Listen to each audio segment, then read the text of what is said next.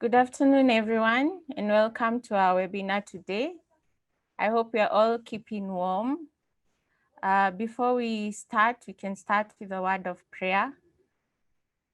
So let's pray. Dear Lord, we thank you for the gift of life, and we thank you for the chance to attend this webinar today. We ask you to be with us throughout. We pray that you may give Mary, our speaker, all the grace that she needs to take us through the webinar today. And may you bless all the participants here. And we pray this through Christ our Lord. Amen. I'd like to invite Mary to take us through the topic for today. Karibuni sana and welcome, Mary.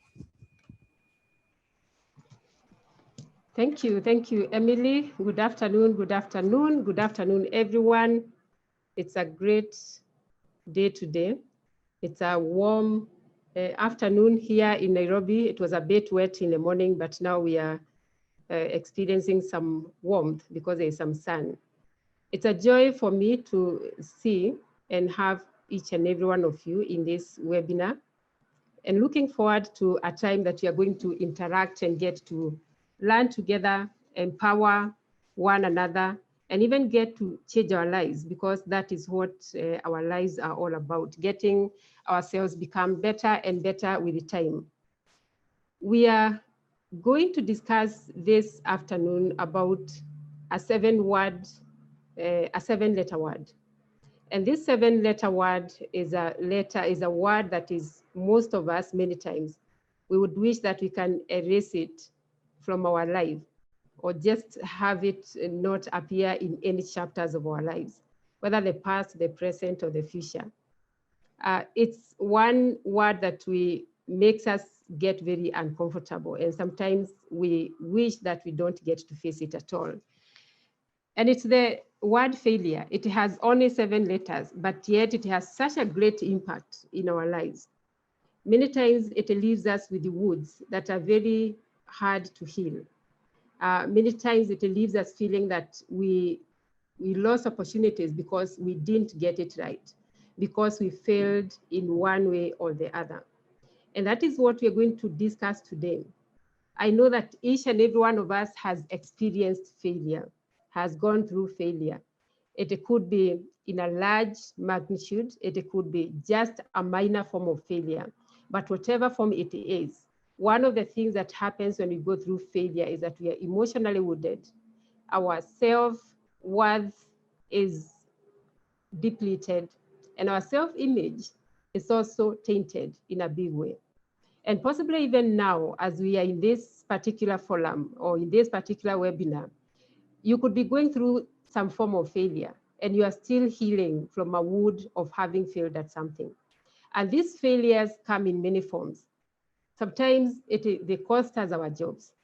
You could have gone through a failure process that costed you a business opportunity. You could have gone through a failure process that costed you a relationship.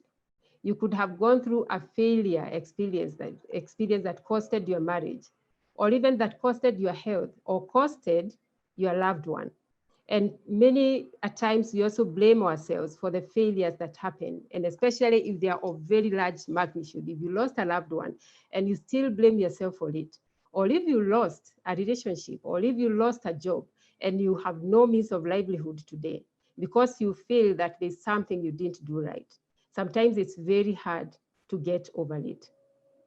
However, it's very hard to erase failure in our lives.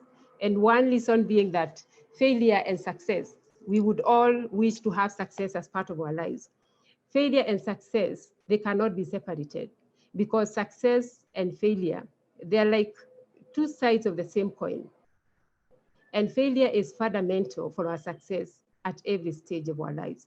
And that is why we are going to ask ourselves today, how can we grow through failure?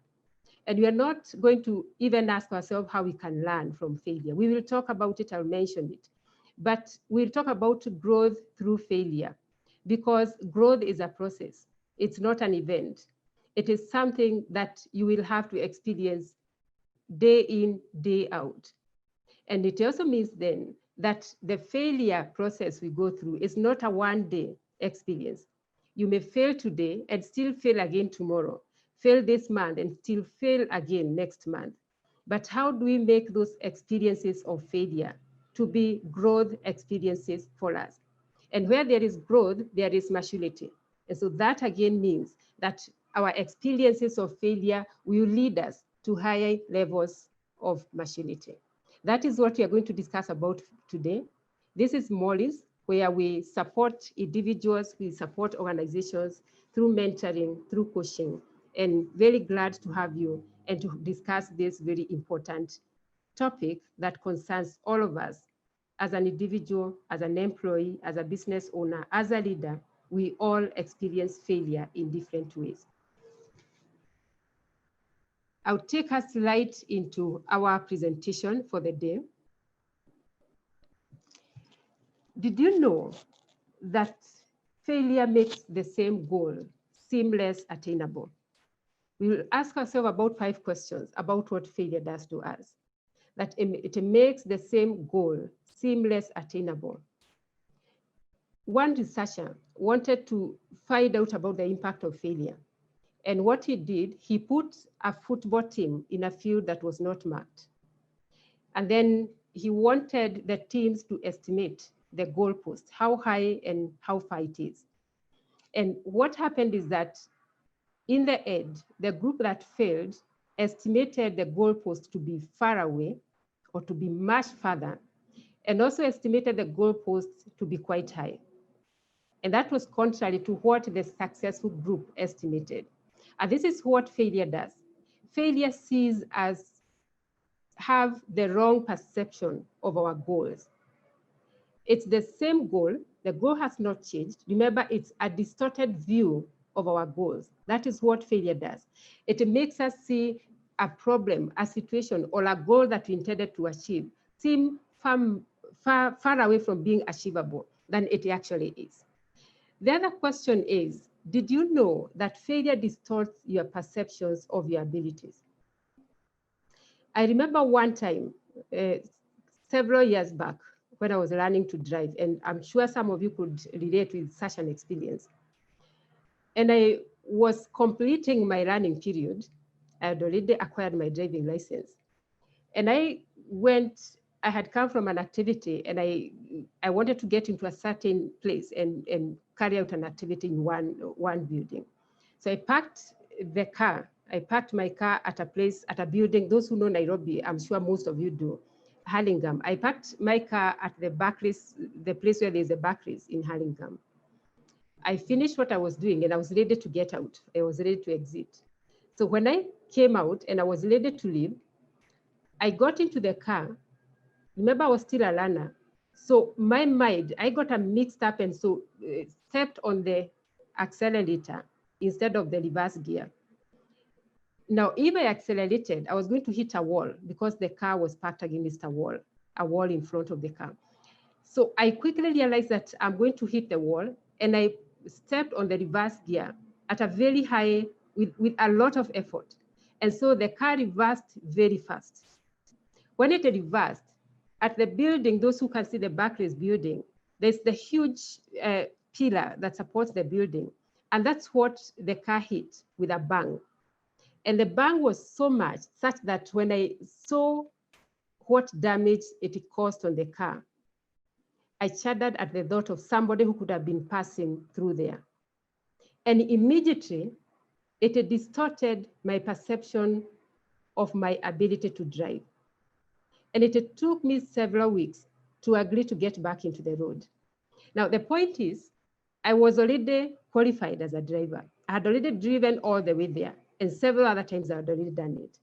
But this particular time, I failed and did the wrong thing.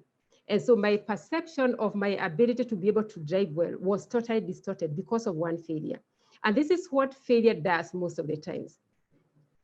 When you assess your skills, your capabilities, and even your intelligence after an experience with the failure, it is distorted in a way that you feel you are less up to the task and you fear to try again. That is the other thing that failure will do. Number three, do you know that failure makes you believe you are helpless? One of the common feelings, and very strongly so after a failure, is a feeling of helplessness. And you don't want to try again. You go through an emotional wound. And how your mind responds to that is by not wanting to feel again because you don't want a similar pain. And so you get to a state where you will avoid any more pain in the future by not repeating a similar thing or even attempting to do it. And so what then will happen is that you will never either succeed in that thing or a similar thing because you want to avoid it by not getting near a similar pain. The other question that is a fact about failure is that a single failure experience can create an unconscious fear of failure. And most of our fear of failure is unconscious. We are not aware of it. We are not aware whether we are dealing with something that is going to happen, a reality, or whether it is an imagined fear. So it is, we are unconscious about it. And some of it we take too long or we never overcome it. Whereas I was able to overcome my fear of driving after some time, and it doesn't bother me anymore now. There's one that I have not been able to overcome, and that is for cycling. This one happened when I was a child, and I was cycling and I fell and I hurt my head so badly. Since that time, some fear was hidden in my subconscious mind in a way that up to today, I have avoided cycling completely. What does that mean? When you experience failure, you are so fearful, and the fear of failure in the future overcomes you embracing the success that could be there in the future. Possibly I could be doing very well at driving and being able to maneuver through the traffic jam here if I didn't allow that fear to remain in my unconscious mind. And so the fear of failure, one single experience, can be able to make you fear failure to the fact that you sabotage your probability of success in the same thing or in the same activity. The last question here, I say there are 5 questions I want us to ask ourselves as we start, is that fear of failure often leads to unconscious self-sabotaging. It is related to the question number 4 that I asked, that because you are fearing so much to make a mistake, you bring some fulfilling prophecies, which would be like, I can't make it because I think I'm not as good. I think I'm not as talented in this area. I failed once, I don't think I can try it again. I think I need to be better at this for me to do this. I need to be more intelligent. I need to be more gifted. I need to be more educated, and so forth. And so these self-fulfilling prophecies, they make you self-handicap yourself to the extent that you don't want to try again. And so at the end of the day, then you sabotage your success in a certain area. So these are questions that you could ask yourself. And they are facts I have realized, and possibly if you looked around your experience with the failure, you could see 1 or 2 or 3 things have happened to you, that you have seen the same goal seeming less attainable. Having failure distort your perception of your ability. Having failure make you believe you're helpless. Having that unconscious fear about failure and sabotaging your success. All great people and all successful people that we have seen and have interacted with and have read about, they have one thing in common, that they have incredible stories of failure. And whereas the circumstances of that failure may be different, this one thing that joins, or the thread that joins that experience, is that failure made them stronger. And we can mention many, we can look at many, and I'll just quickly run through a few. If you are a mother like myself, you possibly have children who have required to read the bewitching stories of the Harry Potter. And the writer of Harry Potter, and she is said to be one of the best, richest women in the UK now, At the point she was starting her journey of writing, and she has a whole series that young people, young preteens and young children don't get enough of when it comes to reading the storybooks. She was a single mother, divorced, lost her mother. She was very poor, such that she was relying on a government welfare. And this is where she is. That failure didn't stop her.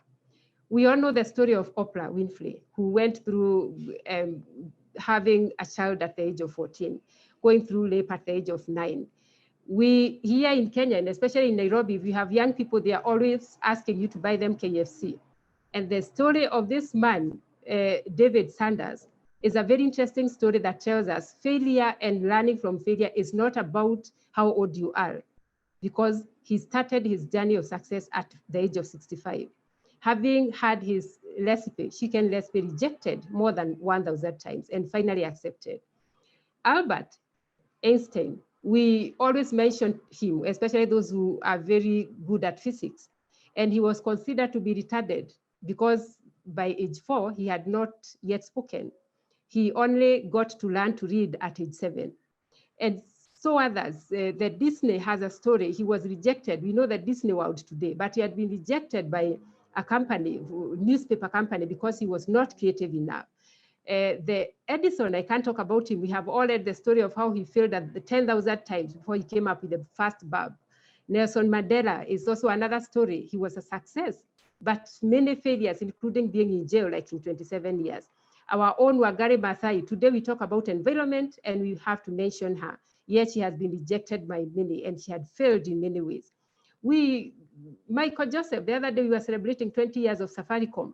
And Michael Joseph started it, but he had failed in school, and he is one who never considered himself bright enough. Several others, Abraham Lincoln, and we can talk about Henry Ford and all those people. They failed, but finally they made it. And I'm sure if you're to add your story here and to add your picture here, you can give your own story of success from failure.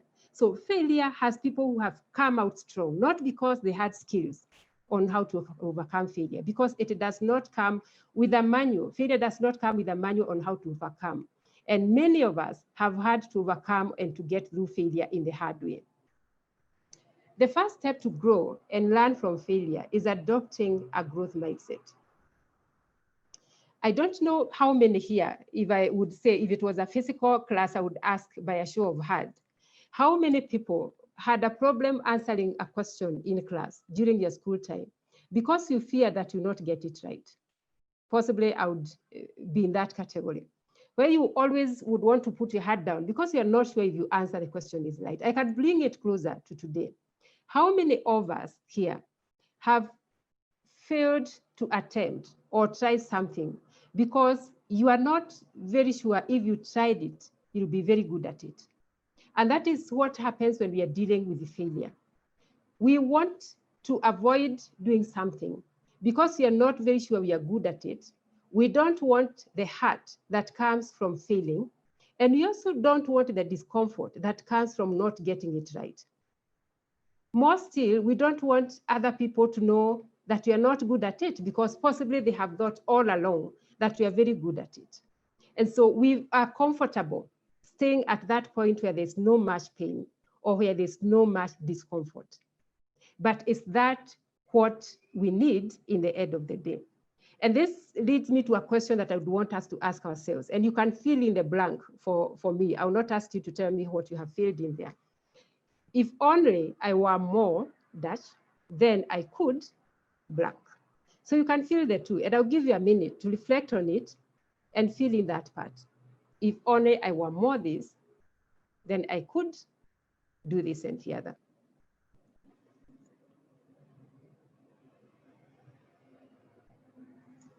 Possibly, you have found yourself thinking, if only I were more wealthier, if only I were more informed, if only I were more talented, I could be able to do this thing. And what failure has done, or what is that it makes us feel we have limitations. So we fail to try and attempt to do something because we are fearing the consequences that comes with the failure, which is to expose our limitations. And many times we don't want a confirmation of how limited we are.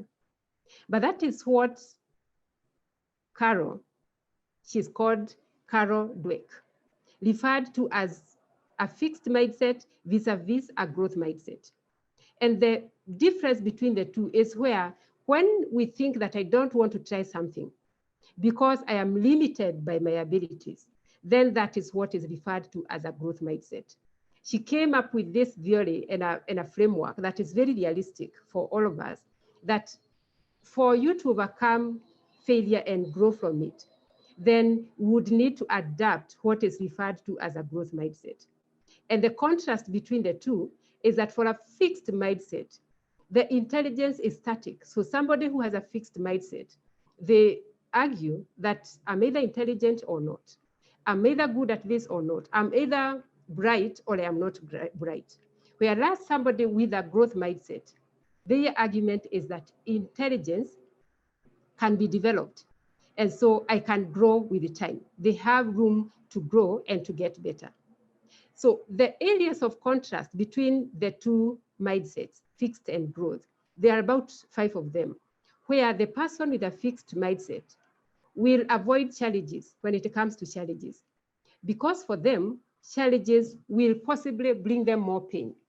And so they don't want to get there. Whereas on the other hand, somebody with a growth mindset will embrace the challenges because they look at challenges as an opportunity to learn, even if they don't get it right again. Someone with a fixed mindset will try to give up quickly when they face obstacles. When something comes and hits their way to success or their effort in whatever they are doing, they will possibly quickly give up instead of persevering. And somebody with a growth mindset will be able to persist in the face of adversity or in the face of setbacks. So they look at obstacles as stepping stones towards where they want to go. A fixed mindset person will see efforts as fruitless or even worse still, worthless. And on the other hand, a person with a growth mindset will see effort as one path to mastery. That yes, I may not get it right, but I will learn how to do it better next time. What about criticism? What happens is that a person with a fixed mindset will ignore useful negative feedback. Because again, to them, they will take it personally, or maybe they will feel they don't want to take it. They don't want to hear anything negative about them. And so they might reject it altogether. While on the other hand, somebody with a growth mindset will be able to embrace and will be able to grow through criticism. What about success of others? Somebody who has a fixed mindset, what they do when it comes to the success of others, they will feel threatened by the success of other people. While on the contrary, a person with a growth mindset, they'll find lessons and inspirations from the success of other people. This is because they don't measure their ability and their limitations with how other people are performing or how their limitations, other people's limitations are. Instead, they'll find inspiration as other people succeed. So in the end, the fixed mindset person will plateau early. So instead of growing, they tend to plateau and not reach their full potential. Whereas a person with a growth mindset will tend to grow and achieve much more at a faster rate. Now, the point here is, and this is what this framework tells us about growing through failure, is that we can basically summarize. I know the image there may not have been clear for all of us. We can summarize here and see someone with a fixed mindset will say failure is the limit of my abilities. And so this person will say, I am either good at it or I am not.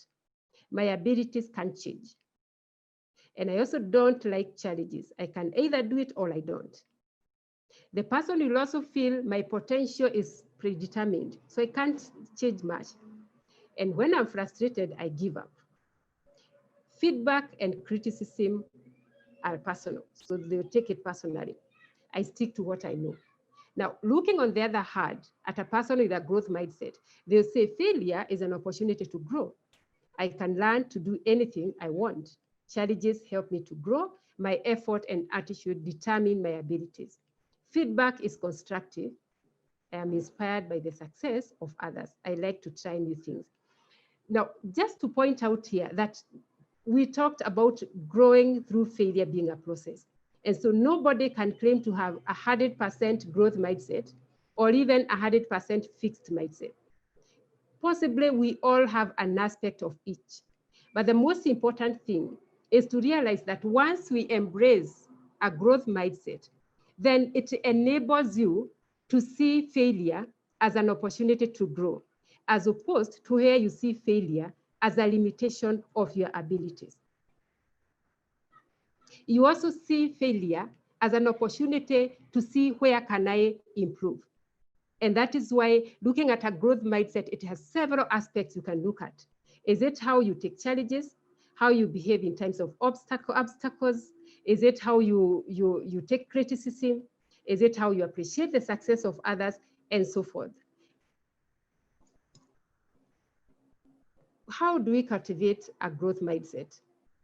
There are two ways in which you can cultivate a growth mindset. One is looking at outcome versus process. We said growth being a process. It is important that when you are adapting a growth mindset, you look at a situation in terms of how was the process like? Many times you look at the how was the outcome. And this is how we behave most of the times that when we go through failure. You wanted a customer to buy a particular product that was your goal, that today you wanted to sell a certain product to a customer. And so you woke up to your best self, dressed to your best, beat that Nairobi traffic to meet that customer, to make a presentation of your product. And you did it. You spent your 2 hours presenting why this product is good. But at the end of the 2 hours, the potential customer did not buy the product. And so you feel you are a failure because it didn't work the way you had expected. You planned to accomplish or to achieve certain miles of walking or running per hour, per day, but you end up not accomplishing any of them at all. And so you're frustrated because you didn't accomplish your 20 miles target per day. Now, a growth mindset calls for you to look at the process instead of the goal. So you focus where the process is and not where the goal is. So in the case of needing to sell a product, you could ask yourself, yes, I did sell a product as I had anticipated. However, I was able to wake up. I was able to beat the traffic, and I was able to make that presentation to that potential client. So that's an accomplished activity one. I was also able to have the client give me feedback on my product. And I was able to have the client even listen to me. So those are achievements that you can look at, and there's something you learned from it. So you look at what are you learning from the process, as opposed to what you didn't achieve in your goal. And that is one way of cultivating a growth mindset. Appreciate the process and the learning that comes with it. The other way of cultivating a growth mindset is monitoring achievements. And this is informed by the first one, where you're saying set small steps or set small goals to be achieved at a time, so that you don't intend to do everything at the same time. They say you can't eat an elephant as a whole. You need to eat it one bite at a time. And so set your goals small so that you are able to monitor achievement. You can be able to look back and say, I was able to achieve 5 miles today. I was able to achieve 10 tomorrow, and so forth and so forth. You can be able to say, I was able to make the presentation to the client. The next time, you can aim at improving on what feedback the client gave you and say, next time I was able to sell at least 1 product, even if I didn't sell 5 products. So measure achievements because it gives you the motivation to continue. Now, note that perfection is not the goal, but learning is the goal when you are developing and cultivating a growth mindset. Also note that it's important to have many small goals so that you can see you are making progress and you don't get frustrated by setting yourself very huge targets. that will be hard to realize. So how else do you grow from failure? I'll look at 5 ways in which you get to grow from failure. One is see success and failure as two sides of the same coin. There are many times when we tend to look at success and attribute it to our own brilliance, to our own abilities, to our own strength, to our own smartness. But when failure comes, then immediately that changes, and you say, this is because I'm not smart enough, I'm not brilliant enough, and I'm not capable enough.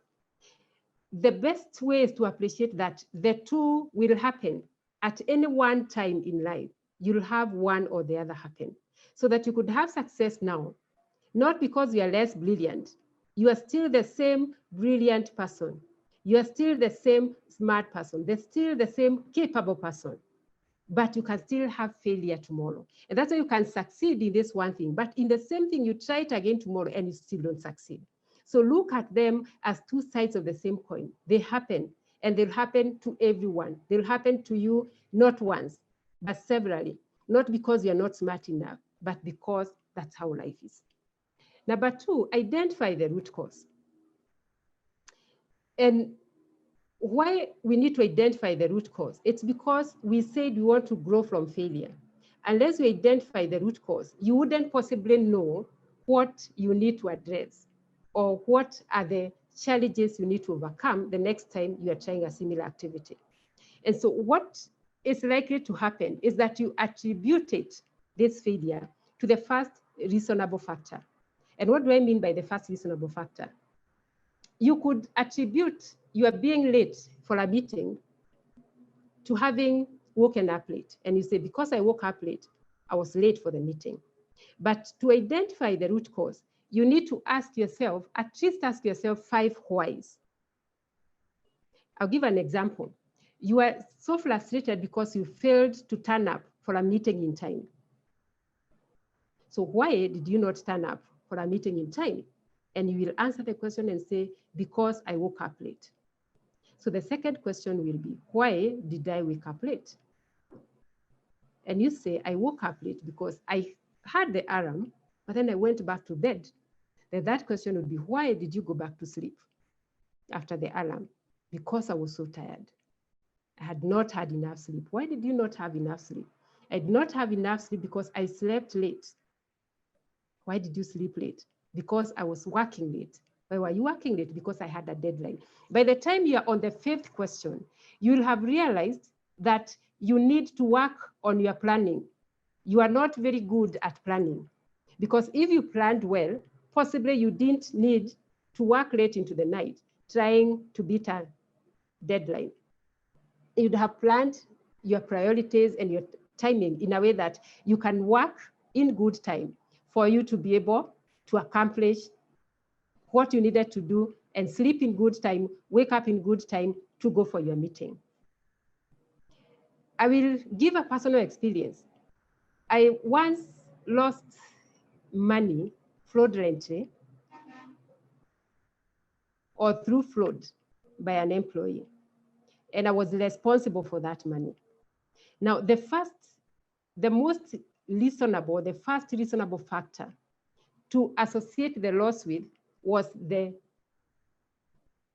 theft by the employee, or it was the fraud experience, and say, because the employee did this and the other, that money was lost. It was a huge blow. It was a failure. That is a failure experience that personally I had to go through. But then I looked at the 5 questions that I could ask myself. Why did I not realize that money was lost?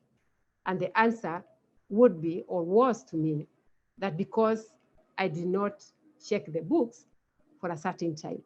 Why did you not check the books for a certain time? I did not check the books for a certain time because I did not have the time to check the books for some period of time. Why did you not have the time to check the books for a certain period of time? Because I had other pressing matters that I needed to address. By the time I'm answering the 3rd and the 4th question, it was clear to me that then I had not given the books or our accounts a priority. And so the lesson then, or the root cause, was not having given the finance part or the accounts part a priority, so that even as I considered other pressing matters as a person responsible, then I could have been able to notice, to realize that I need to give our books a priority before this particular fraud has happened. And so for every failure, if you try to ask yourself 5 questions why it happened, you'll be able to get to the root cause of the matter. Number 3, turn learnings into tangible changes and improvements. Why? Because you can learn and not apply the learnings, and it happens. So unless you're deliberate that this is what I have learned from my failure, and I need to make changes, then you will not improve. But when you are deliberate into turning them into learning, you'll state that I failed because of 1, 2, 3, and I need to change in these 3 ways. And this is how I will have someone hold me accountable, or this is how I will hold myself accountable. So turn them into tangible changes and improvements. 4, do not focus on the loss, focus on the gains. A very important again. Many times we focus on what we have lost. We focus on what did not work. We focus on the wounds and the pains that comes with the failure, but we don't focus on the process and what we gained along the process. In coaching and mentorship, we talk about some principles when it comes to appreciating or having what we call appreciative inquiry, and say what you focus on becomes your reality. So if you focus on the loss and the pains and how it didn't work, then in the end, that is what happens. You only experience more pain and experience more of not working. The last point here is decide you want to bounce back. Are you still breathing? Keep at it. Check on yourself. Are you still able to try again? Try again. So let it be deliberate that you want to bounce back. After failure, wake up and keep going. Don't remain there. And that's why they say there's no failing, there's only learning. And you only fail when you don't wake up. But when you rise up and move, then you have not failed. Reframe and start where you are. Reframing here means a situation may be so bad, but can you turn it around to be a good one by looking at the benefit that came out of that difficult situation? Coming towards the end, failure will offer us 3 gifts. The gift number 1 is humility. Failure brings you down to earth. You realize you're vulnerable, you realize you're human, and you realize you need others. And especially when you acknowledge it, and even acknowledge it loudly. It's when you also invite others to hold you accountable. It's when you are able to commit to a level of integrity that will make you move on in spite of the failure. The second thing that failure does is that it brings compassion. You have gone through it. When I've gone through failure, I've realized that other people can actually fail. You know, before that, you try to imagine, how would someone make such a blunder? How would someone make such a mistake? But failure makes you realize that you're human and you have compassion on others. You turn your attention not to yourself, which happens mostly when you're successful and things are doing well. We are so much focused on protecting that, but now your attention turns to other people and how you can start helping other people also become better. And the third thing is that you are open to learning. And that is what we are talking about today, that you are open to learning and you become a better person because you can be able to learn from failure and grow. And at the end of it, you realize that success may increase confidence, but it rarely, if ever, builds wisdom. Only failure can do that, and only if we let it in. I will wind up with a very short story. I've shared this story before, and maybe some of you may have heard the story, and it's somehow a common story of these people who lived in a location, in a town called Enterprise. It is in Alabama in the United States. And they experienced what is called a boll weevil. What happened is that a boll weevil is a weevil that feeds on cotton. And these people were cotton farmers. So for about 4 years consecutively, their plant, their cotton, had been devastated by the boll weevil. And at one point, one of the farmers could not try again to do cotton again because he was bankrupt and the bank was not going to support him at all. So the bank advised him to try another crop. So this farmer decided to try peanut. And he did peanut as the other farmers were doing cotton wool. So the peanut did very well, such that in the following season, all the farmers decided to do peanut. Now, in a few years down the line, all the farmers and the entire town of Enterprise, they were all doing peanut, and they had become the best peanut producer in Alabama. Now, they came up with this monument called the Boll Weevil Monument because it is a monument that was built in honor of an agricultural pest, that something so disastrous became a catalyst for change for these people. And so what they realized is that if it were not for this catastrophe through this pest, they could not have become the best in doing peanut production. And they could earn more and more, much more than we're earning through cotton.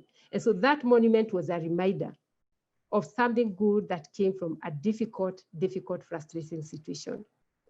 Now, you could have gone through failure, a very devastating experience, a very challenging moment as an individual that has put you down completely. My call to action to you this afternoon is, can you create a Boll Weevil monument out of your failure, out of your frustration, that even when it has hit you hard and you feel you don't know where to start from after that kind of a failure, you will several years down the line say, if it were not for this failure, I would not have become this strong. I would not have been able to become better at this. I would not have been where I am at a particular point like now. And so create a Boll Weevil monument out of your failure, out of your devastating situation, because failure is meant to make us better than to make us worse. Failure will always come, but we can always grow through it as individuals, for us and for those around us. In conclusion, I always refer to what the Bible will tell me about several concepts. And this is what I found. Jeremiah was talking to the people of Judah and was saying, this is what the Lord says. You know, if a man falls down, he gets up again. And if a man goes the wrong way, he turns around and comes back. Then in Proverbs 24:16, the righteous may fall 7 times, but still get up. But the wicked will stumble into trouble. My words of concluding the talk today is to remind us that you may fall many times, but you can turn back, turn around, and turn back. You can get up again. As a righteous person, and all of us, may God help us, that we can fall many times, but we can still get up. So let your failure grow you and make you better. In business, in leadership, in family situation, in your social situation, wherever God has placed you to be, because we are all in a certain place. May God help you that your failure can make you grow and become a better person. Thank you very much. And that brings me to the end. And I will now ask Emily to let us know if there's any question. We are 10 minutes past 40 past, which is a bit above our planned time. So sorry for the 10 minutes extra. I do hope that I've been able to encourage every person on how you can be able to use failure to grow, and hope that I have been able to inspire you on how you can use failure as an opportunity for growth. Thank you very much, Emily.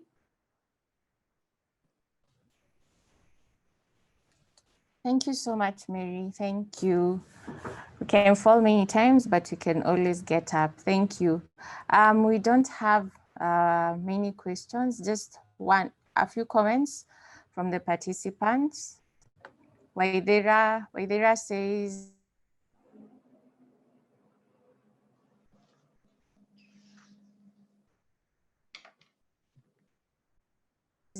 thank you so much for the insight. It was very, very nice and motivating. God bless you. Anthony has also said the same, that the talk was very inspiring, and he thanks you for giving that talk. And finally, Mugore, excellent talk, very inspirational and encouraging. Thank you so much. So those are the few comments from the participants. Thank you, Emily. I think we can, in the interest of time, I totally appreciate and thank everyone for being there to be able to listen and to get inspired and to also get to learn together. Thank you. I can see one from Mike as well. Obstacles are what you see when your eyes are off the target. See another one. What more can meeting be of help when it can come to production? Downfall. What more can mentoring be of help when it comes to production? Downfall. That sounds more like a question. Inspiration. So thank you, everyone. Thank you, everyone. Totally appreciate your presence with us. I'm trying to understand whether for Jerry is a question. What more? It's a What more? question. It's a question. Yes, yes. It's now disappeared on my screen. Maybe you can read it for me again, Emily. Okay. He's asking what more can mentoring do, or how can mentoring help when it comes to production downfall, when there's a downfall in production? When there's a downfall in production, I think that's a good question, Jerry. We are a mentoring entity, and so we do offer mentoring and support services.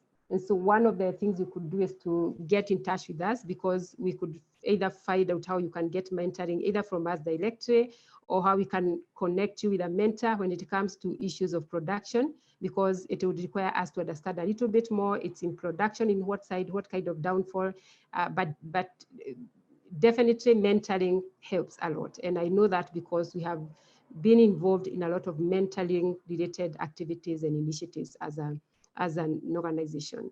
So I will down there just have you, let me see, sorry. That's our details there. You can write us an email on info@morris.co.ke. You can also give us a call on 0705 678 378. Our contacts are there. And you can visit us on our Facebook page. If you go and just search Morris, you will find us, and we have regular informative messages that we post regularly on mentorship and on growth.